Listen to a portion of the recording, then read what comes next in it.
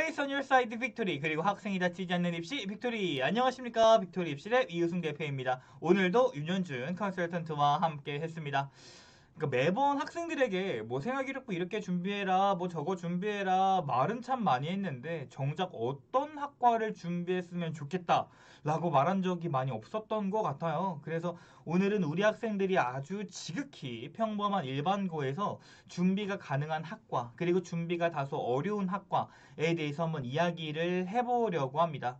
뭐 내가 꿈이 없다, 뭐 진로가 불분명해서 뭘 해야 될지 모르겠다 라고 하시는 분들은 이 영상을 참고해 주시면 좀 좋겠습니다. 그럼 구독, 좋아요, 그리고 출발해보도록 하겠습니다. 자, 시작에 앞서 당연히 주관적인 평가와 추천 그리고 예측이 있다는 점을 말씀드립니다. 네, 자, 그러면 이제 준비하기 쉬운 학과부터 한번 알아보겠습니다. 뭐, 물론, 준비하기 쉬운 학과가 어디 있겠냐마는 그래도 일반고에서 준비할 수 있는 학과에 대해서 한번 말씀을 드려보도록 하겠습니다. 네, 바로 첫 번째 보실 대학은 경영학과입니다. 약 200개 이상의 대학에 개설되어 있어서 접근도 용이하고 상경 계열을 준비하는 학생들이 기본적인 틀을 가지고 접근하는 학과라고 볼 수 있습니다. 경영을 토대로 유기적으로 회계, 경제, 금융, 글로벌, 무역학과와 같은 계열로 방향을 바꾸기도 쉬우며 우선 다양한 주제로 접근이 가능하다라는 장점이 있습니다.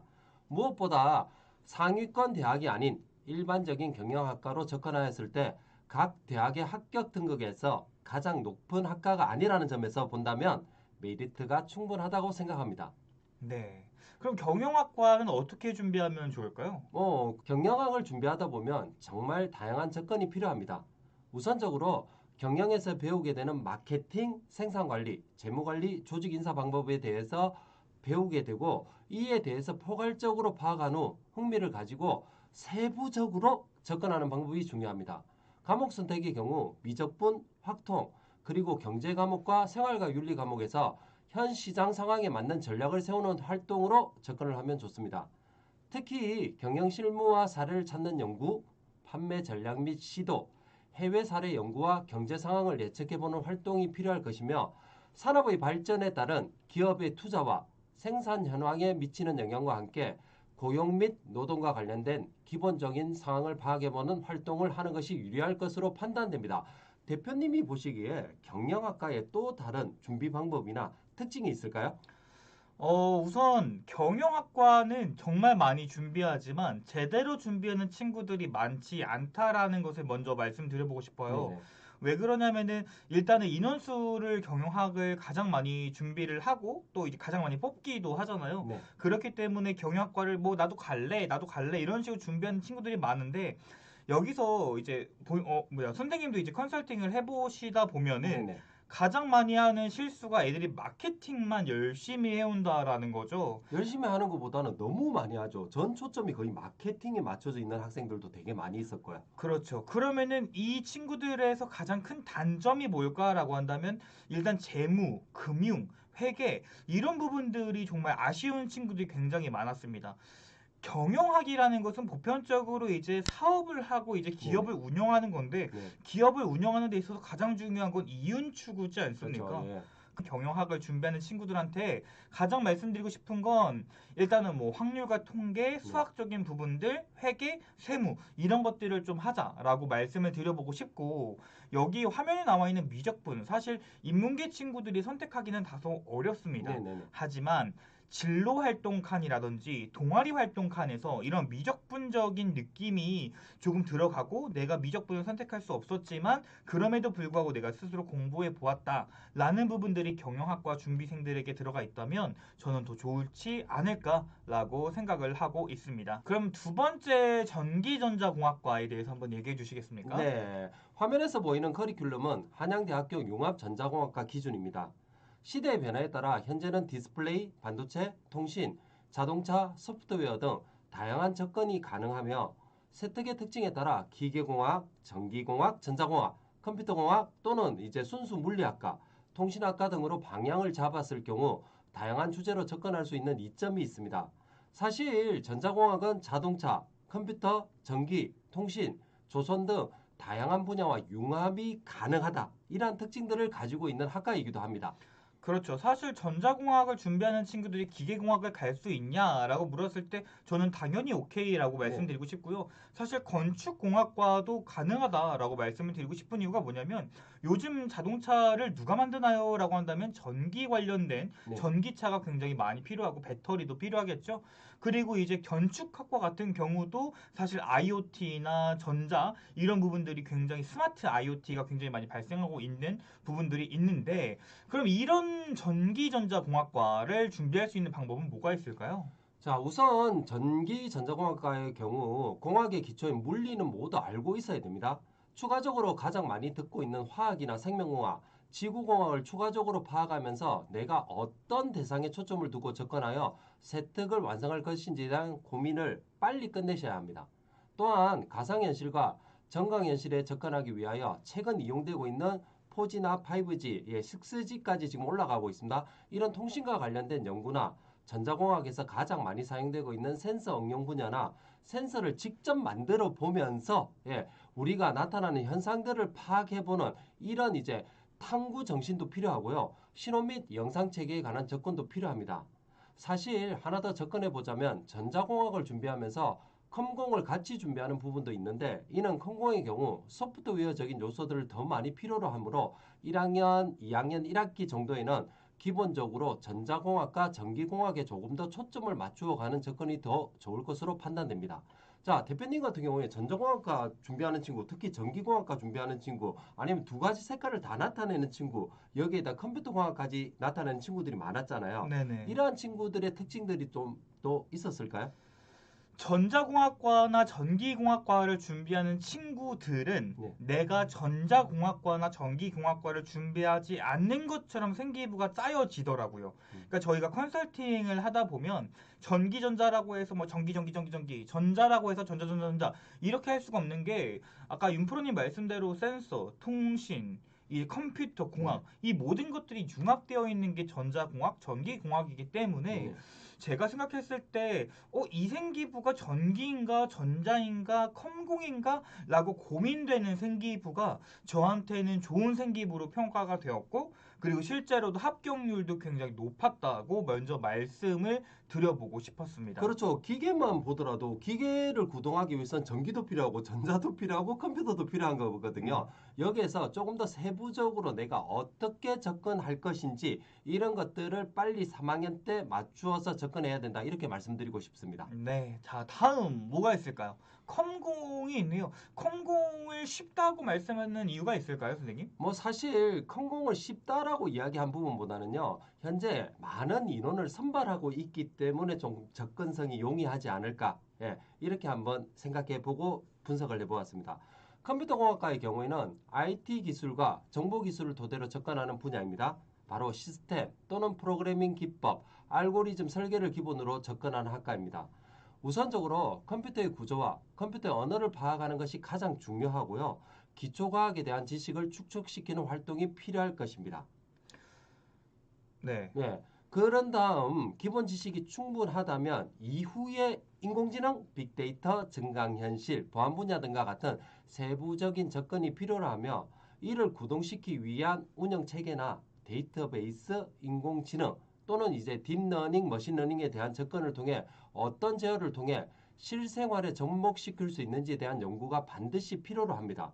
이를 조금 더 구체적으로 하게 되면 컴퓨터공학뿐만이 아니라 소프트웨어학과, 정보통신공학과, 자동차공학 등 다채로운 산업 분야로 진출할 수 있는 학과의 지원도 가능해지기 때문에 초기에 다양한 활동을 통해 접근하는 것이 가장 중요하다라고 볼 수 있는데 이는 앞에서 말씀드린 어떻게 전기, 전자 일맥상통한다고 보셔도 될 것 같습니다. 자, 대표님이 보시기에 컴퓨터공학 준비할 때 좀 더 준비해야 되거나 필요로 하는 요소들이 있을까요? 저는 요번 연도에 많이 써먹은 게 뭐냐면 그 보안에 대한 네, 부분들을 굉장히 많이 썼었습니다. 이 컴퓨터 보안이 그러니까 요번에 러시아랑 우크라이나 전쟁을 할 때 어나니머스라는 네, 그 단체가 있었습니다. 해킹 네, 단체가. 그런 해킹 단체가 러시아 공영방송을 어떻게 해킹했고, 디도스 공격은 어떻게 했고, SSL 프로토콜은 무엇이고, 그런 부분들에 대해서 컴퓨터 공학적으로 준비를 한번 해보자라는 것도 말씀을 한번 드려보고 싶고요. 지금 유현준 컨설턴트가 말씀하신 것처럼 컴퓨터 공학을 준비하거나 전자공학을 준비한다는 이런 두 가지 방법에 있어서는 지금 다 말씀드린 모든 부분들을 다 준비를 해놔야 된다라고 말씀을 드리고 싶어요. 그러니까 전자공학을 준비하더라도 전기공학을 준비하더라도 컴공이 필요하고 컴공을 준비하더라도 전자회로가 필요하거든요. 그렇기 때문에 1학년 때 친구들이라면 지금 나와 있는 이런 연구적인 부분들만이라도 해놓는다면 엄청나게 좋은 기반이 되지 않을까. 그리고 2학년 때 이제 조금 더 심화시켜보는 게 좋지 않을까라고 저는 먼저 말씀드려보고 예. 싶습니다. 그 다음으로 말씀드리고 싶은 건 영어 영문학과인데요.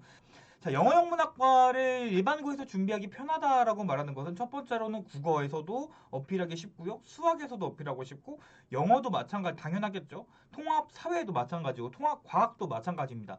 뭐 과학이랑 영어랑 어떻게 엮어요? 라고 한다면 뇌에서 언어를 어떻게 습득하는지 그런 이제 뇌 신호 이런 통신에 대해서도 이야기를 할 수 있거든요.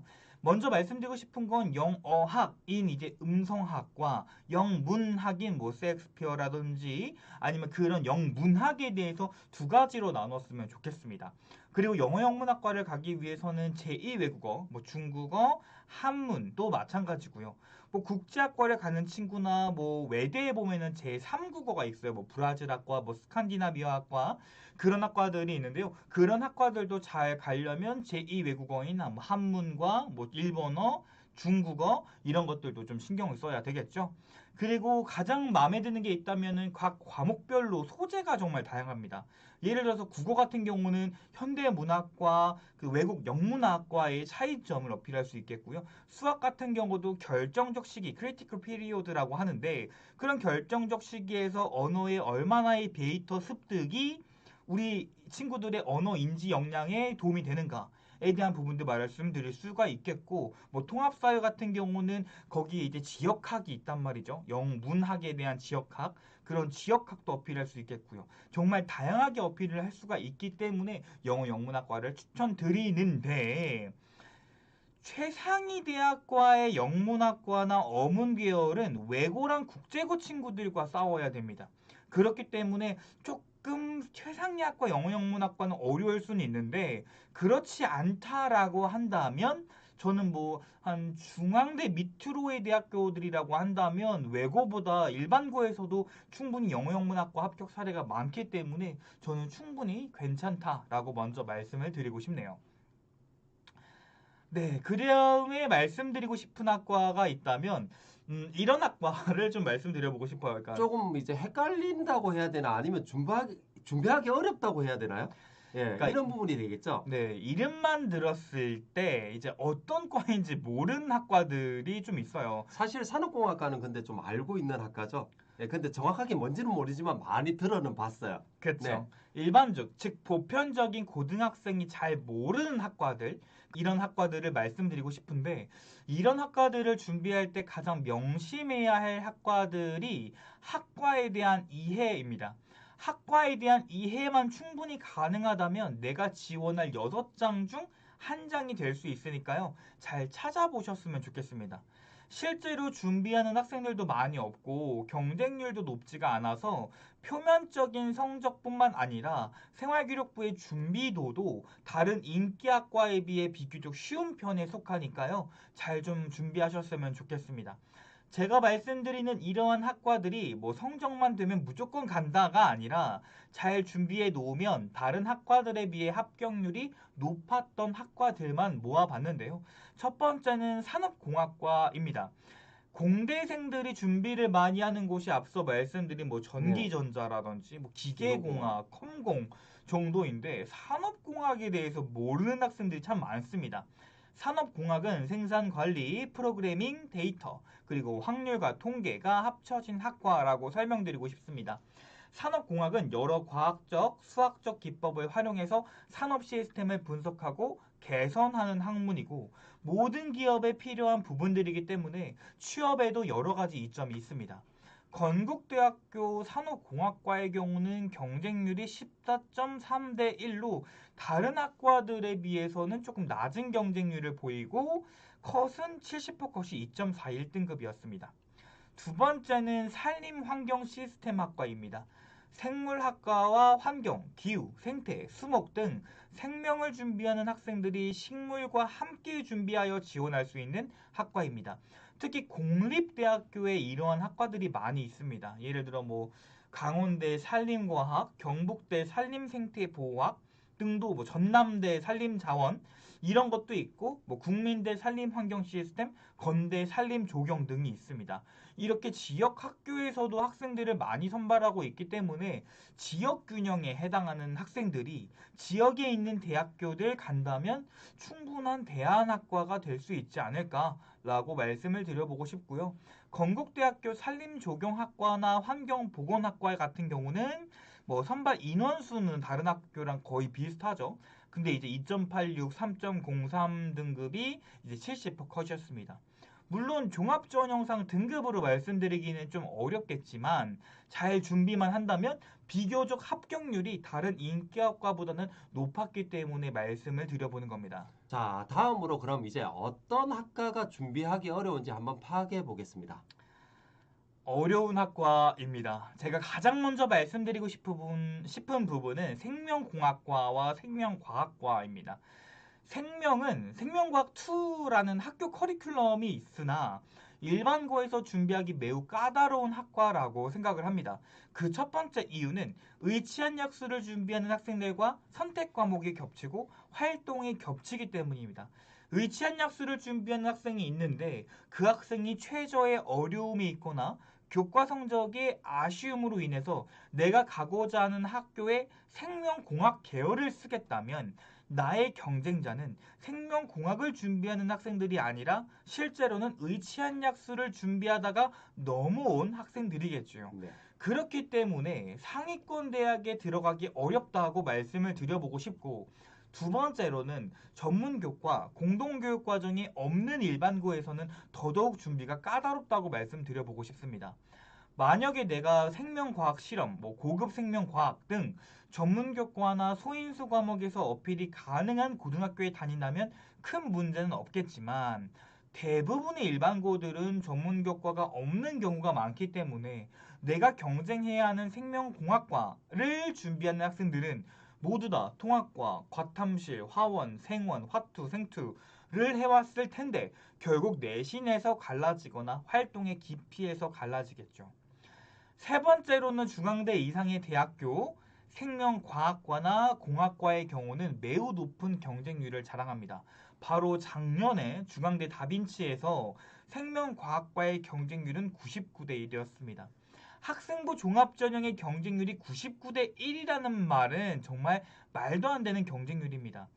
이는 여러 가지 요인이 있겠습니다만 첫 번째는 특목고 친구들의 심리적 마지노선이 중앙대일 것이고 의치한약수를 준비하는 학생이 정시 성적이 중앙대 정도가 나오거나 혹은 안정권으로 중앙대 생명과학을 썼기 때문이라고 생각됩니다.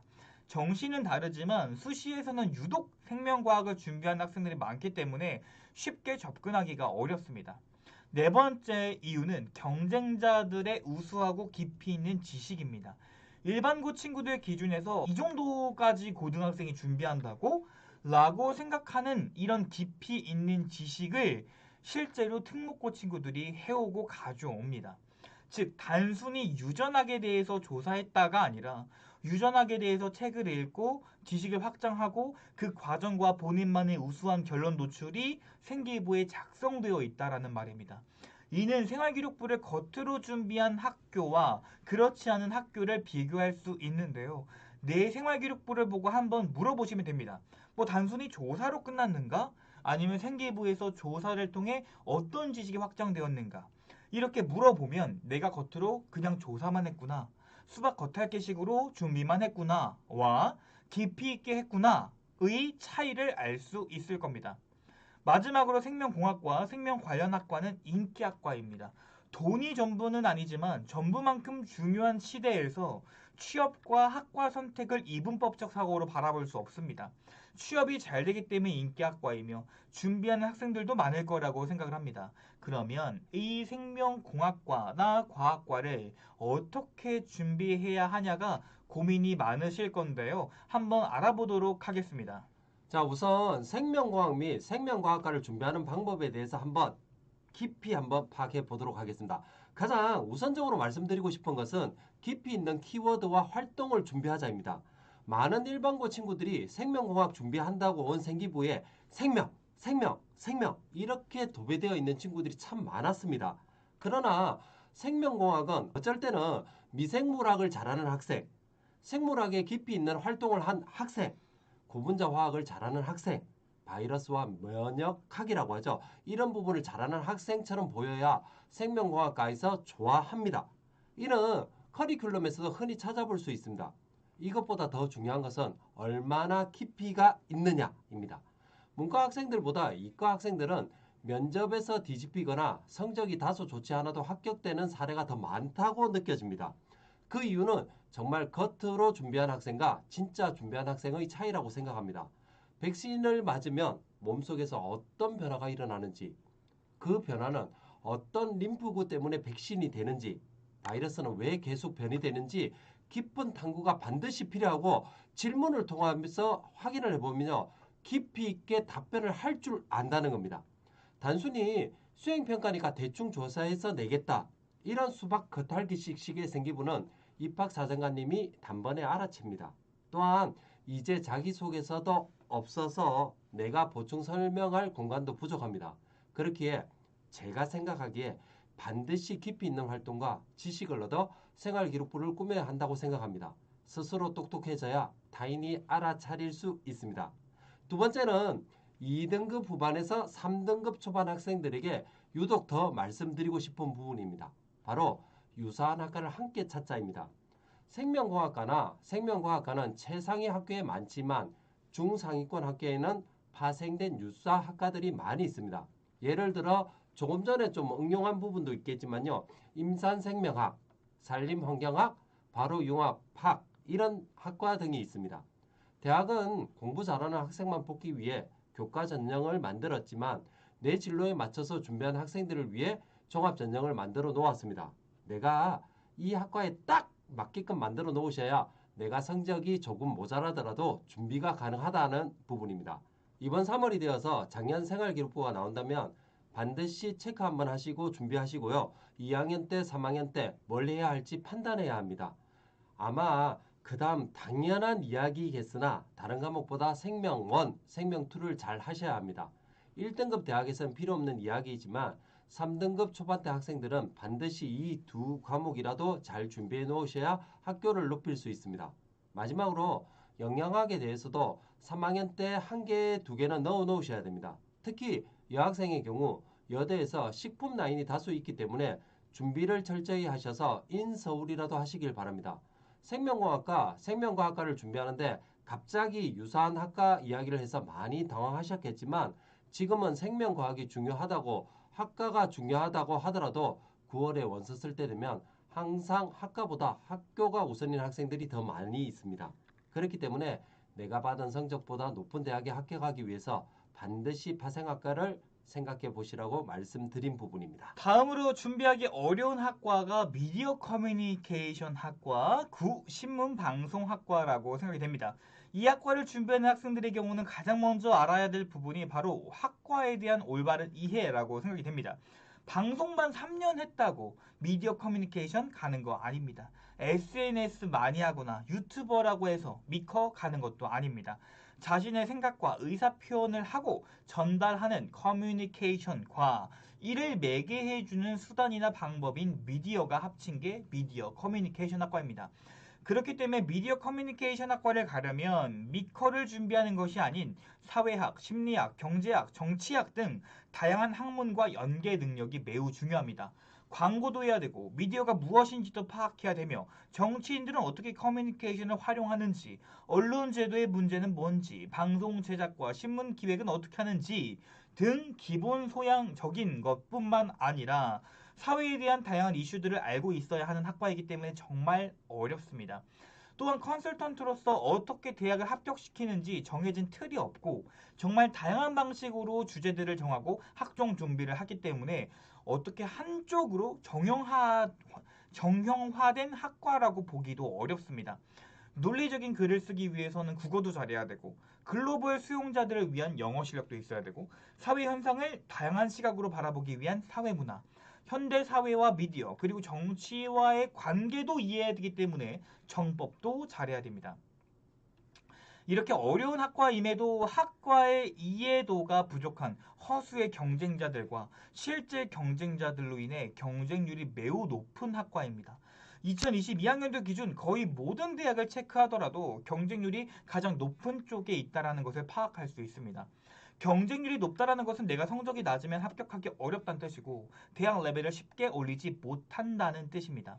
광고홍보학과, 문화콘텐츠학과, 미디어 커뮤니케이션 학과의 차이점을 알고 계신가요? 미커는 매우 융합적인 학문이기 때문에 학부모나 학생 여러분들께서 실제로 생활기록부의 미디어 커뮤니케이션이 맞는지 확인이 어려울 수 있습니다. 그렇기 때문에 이게 전공이 맞는지 그렇지 않은지 알기 어려운 학과이기도 하고요. 미디어 커뮤니케이션을 준비할 때 가장 중요한 것은 저는 동아리 선택이라고 말씀드리고 싶어요. 이때 방송반을 들어가는 것보다는 저는 글쓰기 동아리나 사회문제 동아리에 들어갔으면 좋겠습니다. 글쓰기나 스토리텔링은 미디어 커뮤니케이션의 핵심 역량입니다. 또한 사회 문제 중 가장 중요한 매스컴에 대해서 공부하기 위해서 사회 문제를 해결하는 동아리나 방송 정책이나 제도 등을 학습하기 위해 방송 제도를 비교하는 활동을 사회 문제 동아리에서 해주시면 참 좋겠습니다. 두 번째로는 학교를 높이기 위해 어문 계열이나 인원을 많이 뽑는 경영학 등으로 변경을 하셔도 좋습니다. 앞서 말씀드렸지만 우리의 9월은 학과보단 학교를 높일 분들이 많으실 겁니다. 만약 글쓰기 동아리에 들어가고 국어 영어를 너무 잘했는데 수학이 좀 이상해. 이건 내 수학 점수가 아니야. 이러시면 저는 차라리 어문 계열로 학과를 돌리고 대학교를 높이는 것도 좋은 판단이라고 생각됩니다.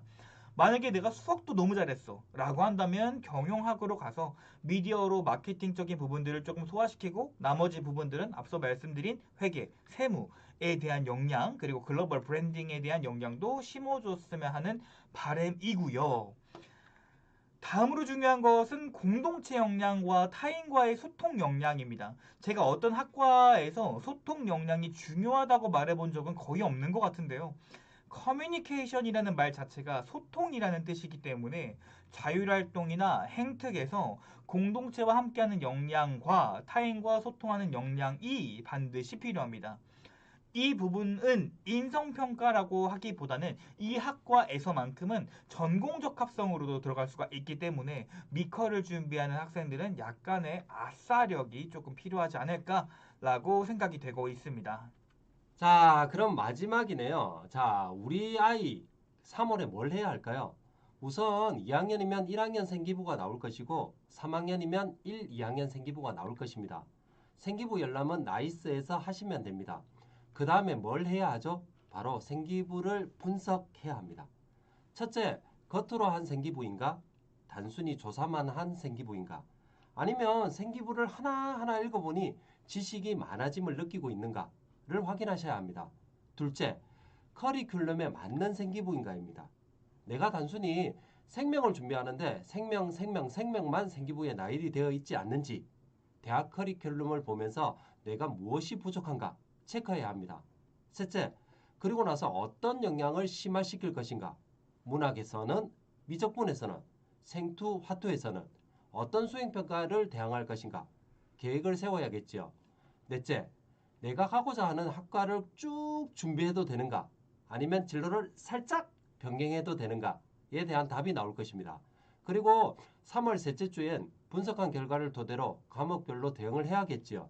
문학에서는 이 활동, 미적에서는 이 활동, 생투와 물투에서는 이 활동, 저 활동 동아리 이렇게 나눠서 뭘 어필할지 파악해야 합니다.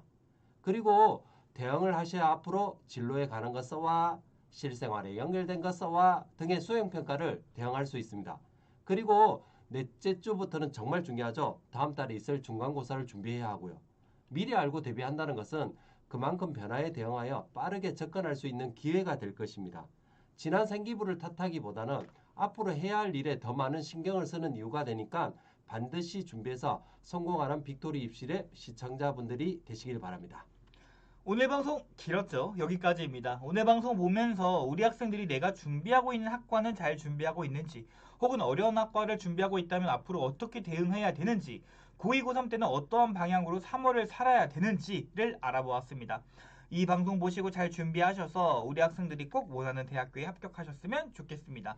지금까지 빅토리 입시랩의 이우승 대표와 유진준 컨설턴트였습니다. 시청해주신 여러분 대단히 감사드립니다.